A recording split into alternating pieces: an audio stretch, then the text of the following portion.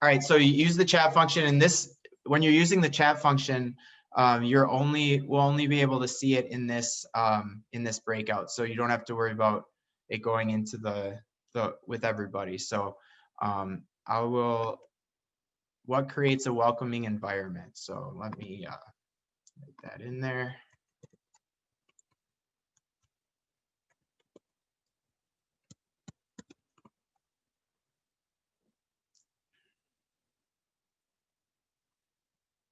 Yeah, conversation, smiles, simple greetings, laughter, including people in conversation, be welcoming. Yeah, I like that, Bill. Having several club members stepping up to familiarize the new member. We've been talked about that too in the last session too. So yeah, asking questions, getting them engaged, asking for their advice. Yeah, no groups. If anyone has a real life example of something that they do in their club, that you can raise your hand and I'll unmute you, or you can unmute yourself after I call on you. But something you might do in your club to create that welcoming environment. Any examples out there?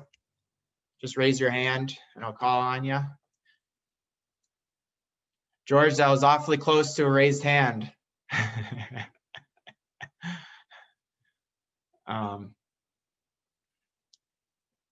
Okay, Darla, why don't you go ahead?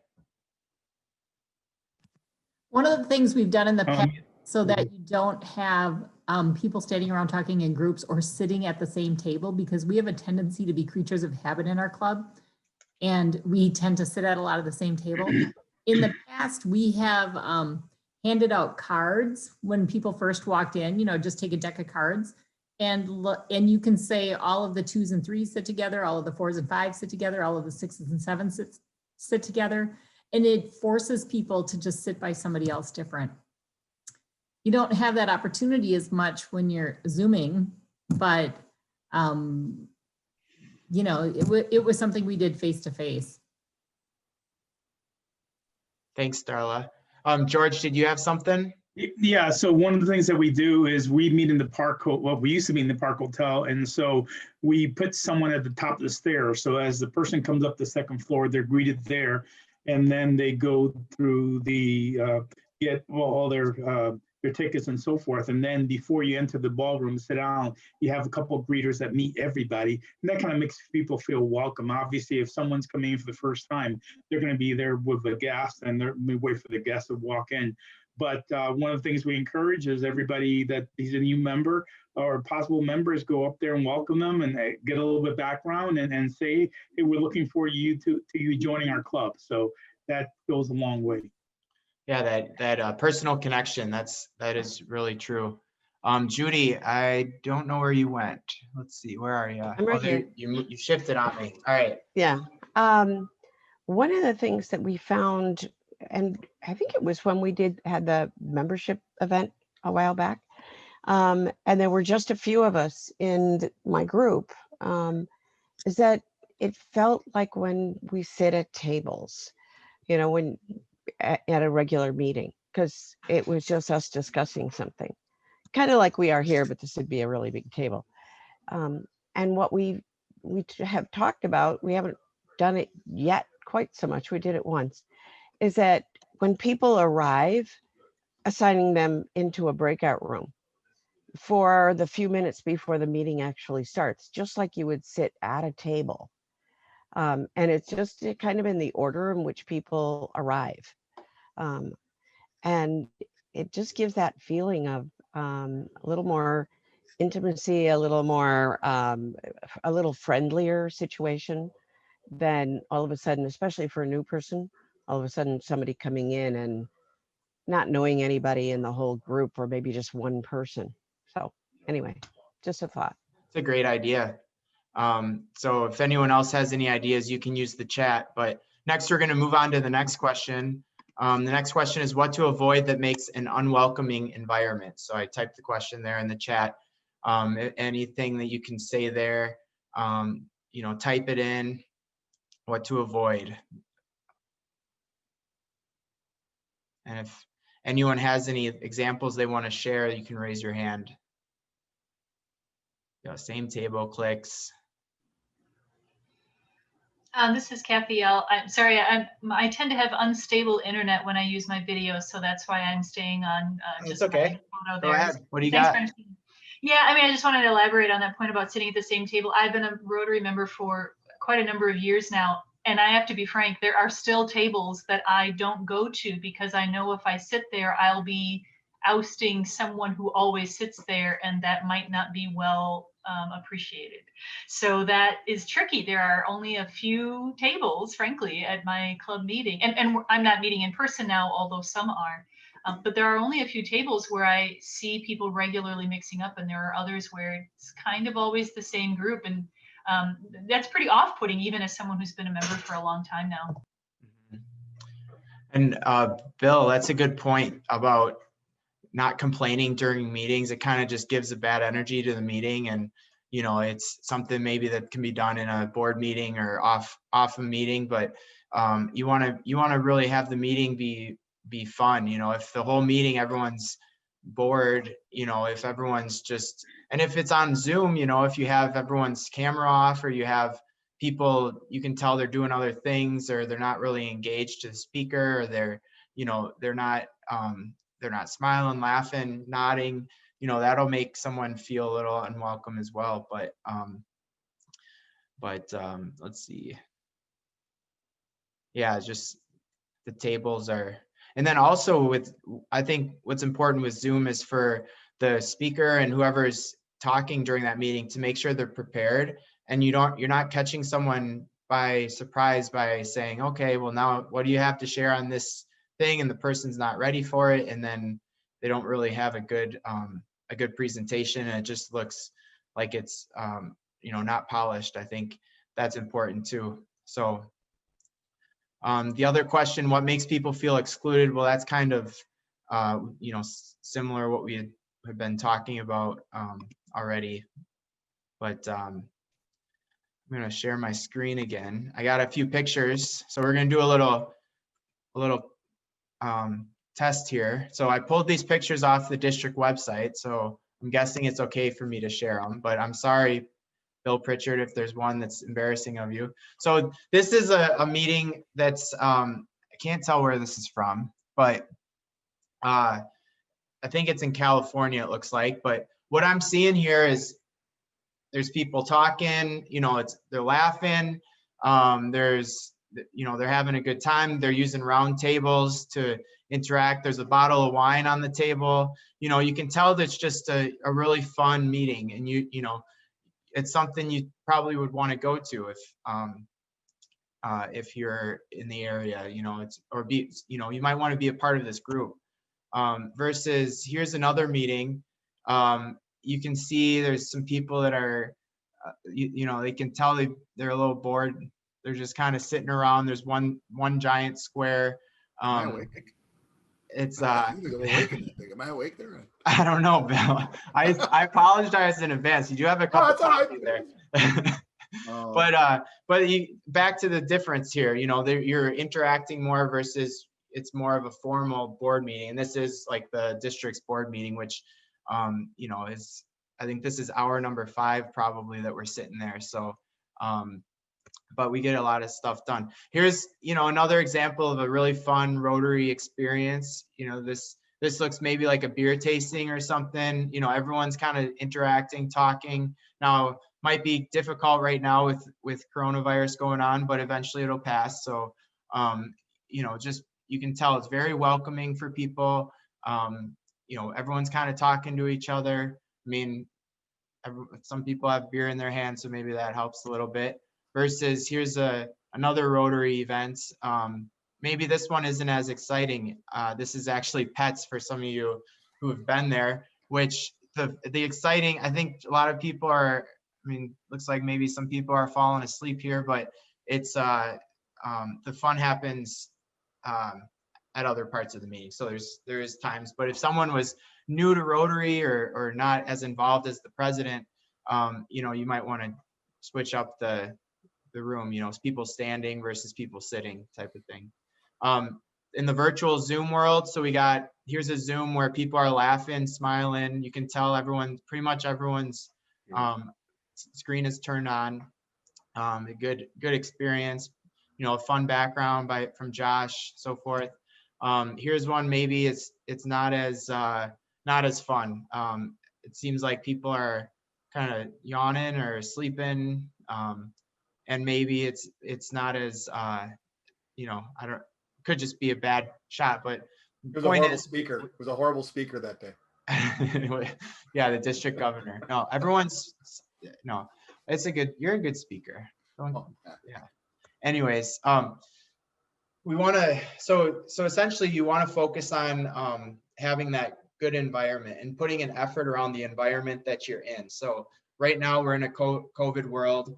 We want to make sure that you have participant engagement throughout the whole meeting, and that includes videos, pictures, chances for people to interact, communicate, breakout rooms like we talked about. So another thing we want to talk about is developing a participant-centered approach. And why do we do that? We want to engage members and the others who partake in club activities. And the reason that people join Rotary is because they want to be a part of a group. They want to be involved. So having it a participant-centered approach. So instead of just one person talking to the whole group, having one speaker, not engaging the group, we want to make sure everyone feels like they're a part of something. And when you're active and feel like you make an impact, you have that internal voice inside of your head that tells you you're a good person. It makes you feel good, makes you want to keep coming back. And so people are naturally shy when they are within a group, but they don't, who they're not involved with. So having it a more participant-centered approach allows them to get out of that shyness, having forced conversations that break them out of that shyness, and maybe some more interactive, events and so forth, could be a good thing. Rotary has this Connect for Good flyer that everyone has access through the My Rotary website. And how you can find this is when you're at My Rotary and you go to Learn by Role, and you can go Learn by Topic, and you go to Membership, it brings you right to this screen here. There's a lot of really cool membership related items that you can use, like assessment tools, health checks, how to engage members. The Learning Center is down right now. I was going to show you all the Learning Center course that shows best practices for engaging members. But since it's down, I would say take a lazy Sunday. It takes half hour. Go through that Learning Center course and come up with some good ideas for your club. Like I said, membership is a responsibility of the whole club, and so every member or any person can take these different courses. But the Connect for Good is right here. Connect members with opportunities to develop their personal skills and expand their networks. And so if we look through this, what I like about this piece is it tells a little bit about Rotary, but it gives specific examples of how people can be involved with Rotary. So, it gives you advice as a Rotarian on how to, organize a club event, get involved, finding a mentor, becoming a leader, and then some ways you can connect with your community.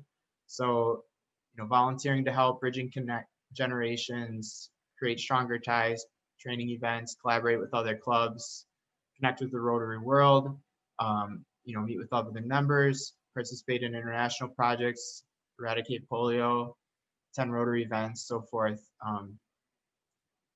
Discussion groups. It kind of touches on all these different ways that Rotarians can be involved, and then that way Rotarians can choose what they like and then they can, you can dive deeper into that, that aspect as well.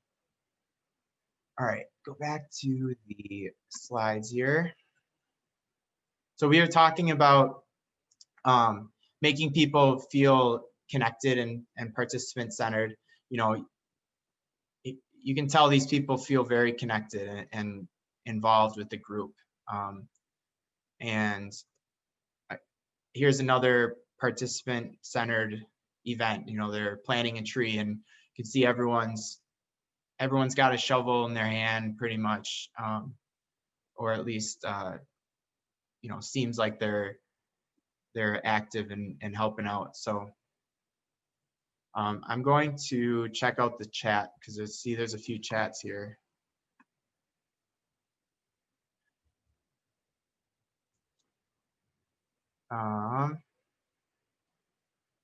Let's see.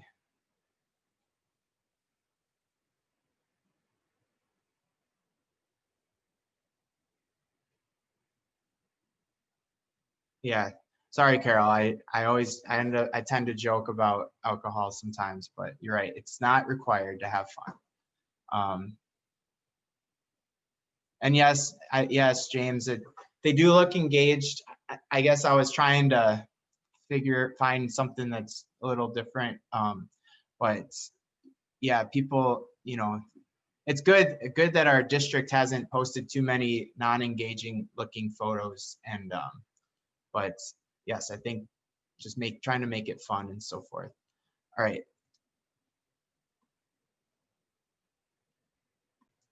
So how do you know what your club wants? So every club has a little different personality to it. And often, Madison, for instance, has 14 different Rotary clubs. And as the membership chair, if there's someone new to Madison and they ask to join a membership or join a club, I always ask them, well, what are you looking for to get out of Rotary? Is it something more business related, volunteer related, social related, or what? And so, the asking your members what they're looking for is very important. And you're right, Judy, like you hit it right on the head there. Making sure people feel like they have purpose and it's not just meeting, and that's very important. So we did the survey. Here's all the different reasons for joining Rotary that people have. And we did the survey, and from the survey, 57% of our group said making a difference in the community and world is the reason why they join Rotary. 30% said making social and network connections. 11% said participating in local service projects. And then 2% said participating in and maintaining traditions of the club. So you can see, as you're structuring your club, you really want to focus on that community, making a difference, making an impact, volunteer events, social events, network connections. Those are all very, very important for our club. So next we're going to bring out the chat again. So I'm going to just ask a couple questions for you, and we'll use the chat and go back here. So, all right.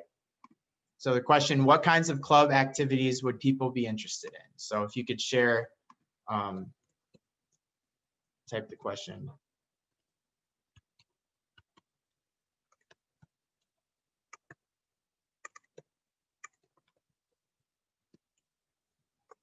And if you have something you want to share by voice or video, raise your hand too. So anyone have an example of something that they do they think's unique that other clubs might be interested in? Bill Hull, what do you got? You're on mute here. I just had to get the right frame. Something that our club has done for 20 years. And 20 years for a fundraiser is long past when normally they expire and you say it's time to do something different. But it's a fruit basket assembly thing. We stole it from another Rotary club. We didn't steal it. They gave it to us. Beloit. But we get 80 to 90 of our club members to go get together, in one fall Saturday morning and afternoon, and they have a grand time for about 4 or 5 hours making 2,000 fruit baskets. And when you ask around in the club, most people will say, "I don't know, don't stop doing that. That's so much fun." They bring their kids. It's a great fellowship and service project. Thanks, Bill. David, why don't you talk about the cocktail meeting and the social meeting that you do? That's David Clemens, you're on mute. There you go. Okay. Yes, we every once a month we have a cocktail meeting and we pick a different place around the community to hold it. So we'll all meet there about 5:30 in the evening, and there isn't much business being conducted at the time, but it's meant to just be a good time. Everybody get to know each other a little better, and it works very well. We usually get about 15 people to attend, and we get to see a different restaurant or around town. Okay. Is this something you're doing right now, or is this something you've put on pause? No, we're still doing it. We have in-person meetings. We have it available on Zoom as well every week. We usually get 1-2 members on our weekly meetings. The social one we don't put on with Zoom, but the rest are, that is in person. Okay. Is anyone doing any creative things right now during Zoom? I know our club had a picnic in the park when the weather was nice, and we brought our lawn chairs, set them 6 feet apart from each other, and just kind of collaborate or talked, and it was good to see people in person that way. If anyone else, I know some clubs have done different walks or runs or hikes. Yeah, we were doing something similar in Baraboo while the weather was nice, which was that we have a Wednesday noon meeting, and the second meeting of the month, we would just meet in the town square in front of the courthouse. Bring your own lunch, bring your own lawn chair and your mask and everything, and have an in-person meeting, which I think that, it's been a big challenge for us because we have some people that are just not comfortable or happy doing the Zoom meetings, but they were the ones who liked coming to the in-person. And now with the weather getting colder, that's not and with COVID as it is right now, it's like any kind of in-person thing is such a challenge right now. We just don't feel like we can do it. Yeah, Bill Pritchard. The After Hours Club in La Crosse, Wisconsin is trying. When we're all stuck in a time of COVID and we're not meeting in person because either the locations that we live don't allow us to, or we don't feel comfortable going there, what La Crosse After Hours president's team is, so it's the 2 presidents and the 3 presidents, they're going out for every meeting and finding an interesting thing. And then we're all watching the adventures of these 2 people as they tromp around the state. We had them taking honey out of beehives, which was, we all had money on when was Josh gonna get stung. That didn't happen.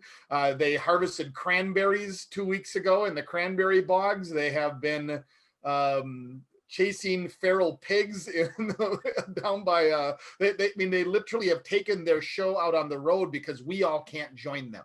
But the in fellowship of the club coming together and watching what the heck is Marissa and Josh going to do next has become part of the experience, and really draw the club together during these times we all find ourselves quite separated.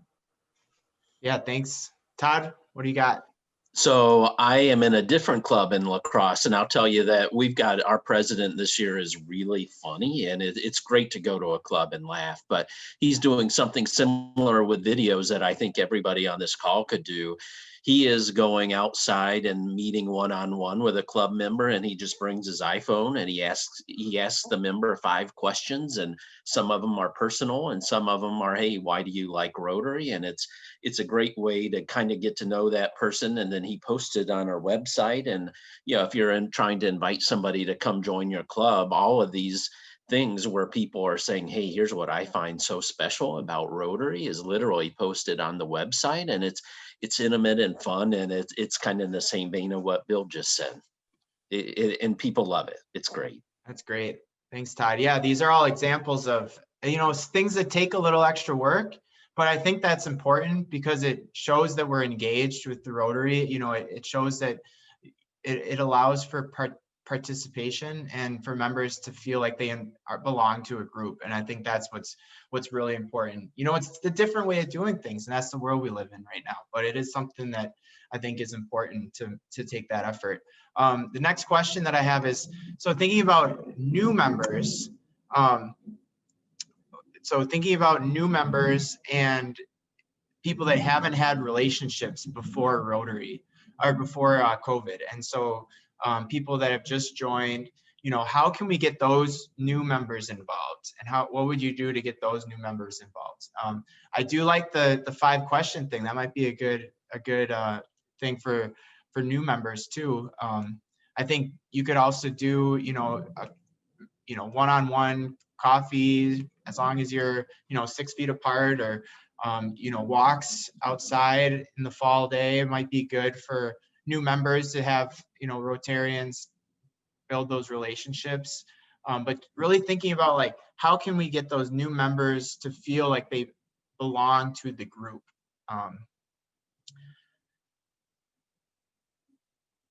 Oh, cool. Yeah, a lot of socializing. That's good. Yeah, the mentor, I think, is important. For clubs that have done the mentorship with new members, I think that's a way to really get them to feel connected to someone, and that's good.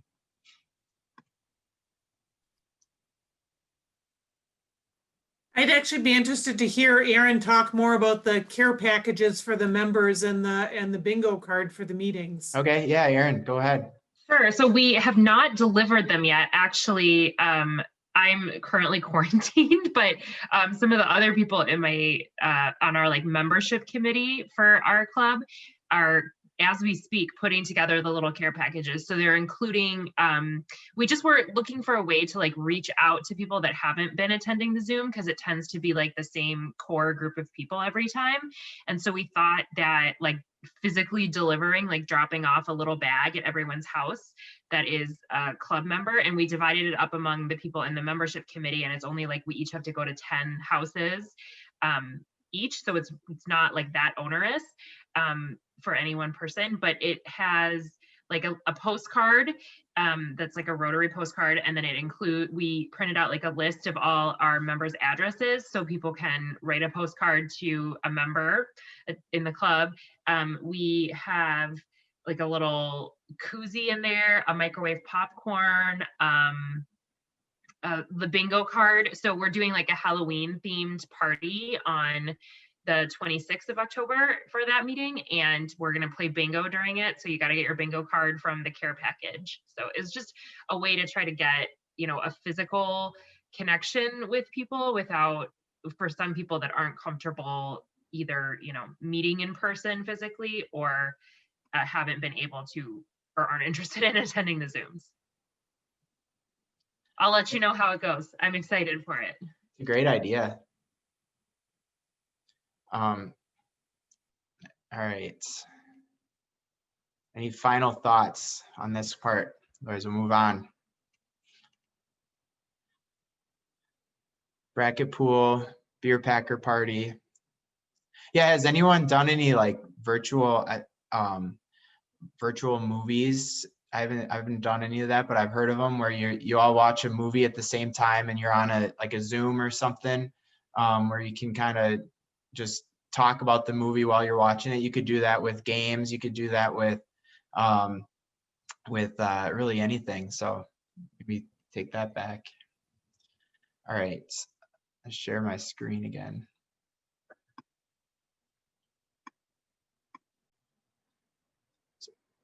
So here's some, helping members feel personally and professionally fulfilled. So giving them, that they're wanting to join Rotary. People are wanting to be involved with Rotary for that service project, help out the community, make an impact, create connections. So making sure you're doing what you can to achieve that. So I think involving Rotary program participants and members of the community in your activities. So not just Rotarians, but I know that like the Madison After Hours, we've been doing a lot of cooperative events with like Madison Magnet or Madison Connect, and you could reach out to like if there's like an urban league in your community, or like any other like a Habitat for Humanity, other organizations and other they're all dealing with the same stuff we're dealing with during this COVID, in the sense that everything's been changed. So I think reaching out to those other organizations, they'll very much welcome Rotarians into their events, and allow for more people, and just creating opportunities for friendships to develop. I love that some clubs have fellowship groups. One of the big ones right now that would be great to form is a biking fellowship group. I mean, we have another month, maybe 2 of biking weather, but maybe in the winter you want to do some ski trips, skiing fellowship groups, or maybe you want to go see if there's interest in snowmobile fellowship groups, or ice fishing, or watching football. All these different fellowship groups and just reasons for why people want to get together will cement those Rotarians to become lifetime Rotarians. And the feeling of fulfillment will create that longing to keep coming back. So you don't have to sell people on Rotary if you create a good product for the people that come to the meetings and come to the different events that you put on, and being involved in a group. If people are hanging out outside of Rotary and getting together for dinners or different hikes, throw the football around or whatever people want to do, that's when that you are having a really good success with your club, and that you're going to have that growth in membership. So just have fun, what it comes down to. And you can see here, I think this is a lot of different Rotary leaders in Madison, but they're just having a fun time, and they went to play mini golf, I believe, or I think they just even met at there, but you can see they're happy. So this is what Rotary should represent. Again, We all met to watch Judy play golf. Judy played golf. Yeah, she got tripped up there or something. But yeah, you can see it, just a group of fun Rotarians having a good time, eating a good meal, happy, smiling. And that's what it takes to get people interested in staying in Rotary. And these are all on social media. I think social media is important right now because it's the lens that people have for our club. So although this isn't the public image part of the presentation, it's or the breakout, it's all connected. It's a 4-legged stool in Rotary with membership, public image, foundation, and youth service. And so it's important to make sure you have an engaged social media presence. And you can see like Madison After Hours social media presence here. The big things that we get, 319 is a picture of us getting together and volunteering. Here's a picture of us getting together and at the picnic, and making sure we have consistent posts, every at least couple weeks. And that's something that you can work on with the public image committee, but I think it's very important. We get a lot of people saying that they've seen our posts on Facebook and they've heard about the Rotary After Hours, and the After Hours had a 9% or 9-person growth last year. Membership which was about 50%, and a lot of it has to do with the social media presence. So, but also just having an engaging club. Let me see here. So we got about. Do you recall, did Ben say 7:40 or 7:45? Yeah, 3 7:40. minutes. 3 minutes. Okay, 3 minutes for questions. And while we're getting questions, just my last slide here of some resources. So we talked about the action plan page on my Rotary that we looked at here. So the action plan, go through this if you want to create an action plan for your club and put an actual plan behind it. There's these courses that are, so these just go to the Learning Center and there'll be engaging members course, your club healthy course, practicing flexibility and innovation course. This resources to make new members welcome is on that page, and resources to engage current members. They're both on this this membership page where you can find it through learning by topic membership. So any final questions or thoughts from anybody? You got 2 minutes. Just raise your hand if you do. Yeah, Judy, you're on mute. I Muted. do that all the time. Anyway, I thought about 2 or 3 years ago, there was a really good video, and I'll try and find it and share it with people, the link for it. But it talked about how people, in trying to get new members, they wanted to first recognize that they were a fun group, that they were an active group. And instead of yanking people in, they felt that the more that they could show the community that they were a fun group and active, their new members just kind of came, and they really grew their club that way, because they had to really believe that and understand that they were a fun and an active group and making a difference. And I was just really impressed by that video. It was really a good Rotary one. So I'll try and find it and share it out. Be great.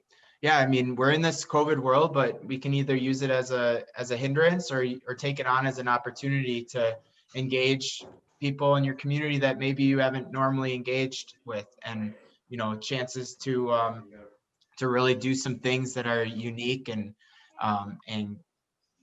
just be creative. But it is going to take more effort, as any change does. But thanks again for everyone for choosing my breakout and for the time. And it's like we got 2 more minutes and then we're done. You're welcome. So I guess I would be interested, since we have 2 minutes, does anyone have anything that they're going to take back to their club? Any thoughts or items they've picked up today that they think they're going to try? Whether it's a fellowship group, whether it's an event other clubs are doing, a way to engage members. That'd be interesting. You can either raise your hand or type. Yeah, Tony. Yeah, I mean, I definitely will go out to that membership page, and I want to go through each of those courses again and start looking at that a little bit more closely. Cool. And Tony's the new membership chair of the Passport Club that our district just started. So it'll be pretty exciting. Oh.